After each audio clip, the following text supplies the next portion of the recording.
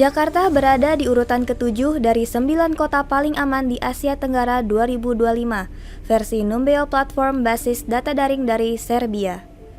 Dalam indeks keamanan ini, Jakarta memperoleh hasil 47,3 poin. Terpaut cukup jauh bila dibandingkan dengan Chiang Mai yang berada di peringkat pertama dengan 78,2 poin. Indeks keamanan merupakan bagian dari kumpulan indeks kualitas hidup yang dibuat oleh Numbeo. Indeks keamanan berbanding terbalik dengan indeks kriminalitas dalam segi poin dan keduanya pun tak terpisahkan.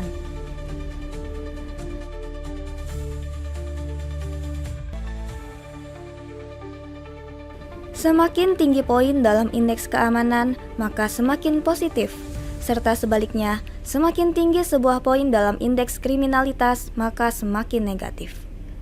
Data dalam bagian indeks kriminalitas termasuk indeks keamanan berasal dari survei yang dijawab oleh pengunjung platform Numbeo. Strukturnya dibuat sama dengan survei ilmiah dan survei pemerintah.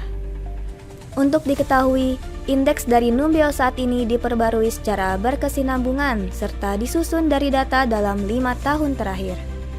Kota-kota yang dipilih dimasukkan secara hati-hati berdasarkan jumlah minimum kontributor.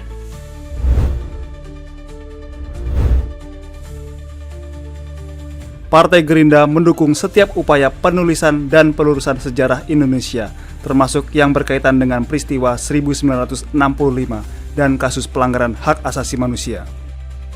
Sekretaris Jenderal Partai Gerindra, Ahmad Muzani, mengatakan, sejarah yang disusun berdasarkan fakta dan data merupakan hal penting bagi generasi muda untuk memahami perjalanan bangsa.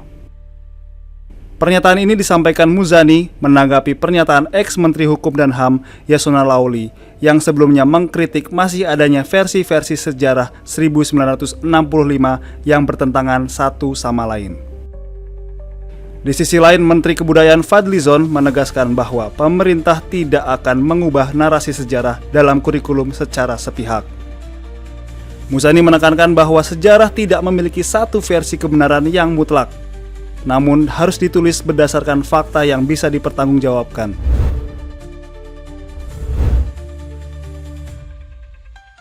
Kementerian Ketenagakerjaan Republik Indonesia menggelar Job Fair mulai hari ini. Job Fair Kemnaker digelar selama 2 hari mulai hari ini 22 Mei hingga besok 23 Mei 2025 di kantor pusat Kemnaker, Jalan Gatot Subroto, Jakarta Selatan.